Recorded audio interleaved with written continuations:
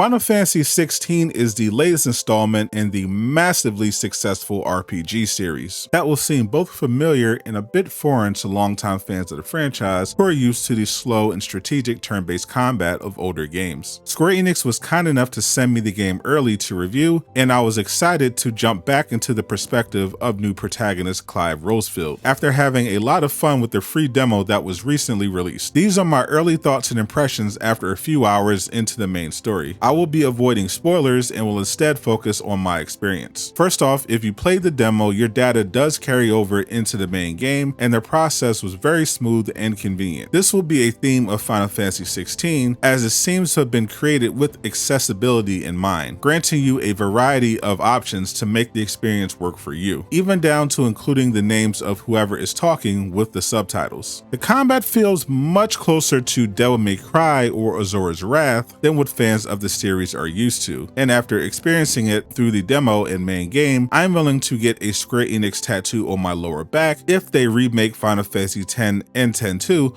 with this exact combat. It's very fast paced and stylish, but thanks to some clever accessories, is not very difficult to master, especially if you often struggle with action RPGs that are in the Soulsborne category. There are various rings which you can unlock that basically work as assists to make the combat easier. You can slow things down before an enemy hits you, activate Ultra Instinct by dodging most normal attacks automatically, and have the game decide how best to utilize Best Boy Torgal in combat, whether it's to attack or heal the party, but you can rub his belly manually anytime outside of the action. These rings can make everything feel too easy at times, mainly in the early game, so you may want to adjust which ones you use in order to give yourself more of a challenge. Like the combat, the UI and map are all designed to make things more convenient for the player. Every objective is clearly labeled, and you can easily fast travel to your main story destinations. The gear and ability menus are also intuitive and easy to navigate. The game is pretty on rails rather than giving you a big open world to potentially get lost in, but if you are turned around, you can always ask Torgal for directions. Seriously, he's the best. As expected of Final Fantasy,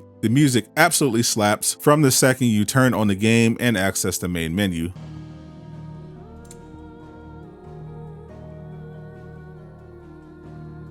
Legendary video game composer Masayoshi Soken is back and delivers another amazing score that elevates every moment of the game, whether you're fighting a group of enemies or wandering around an outpost.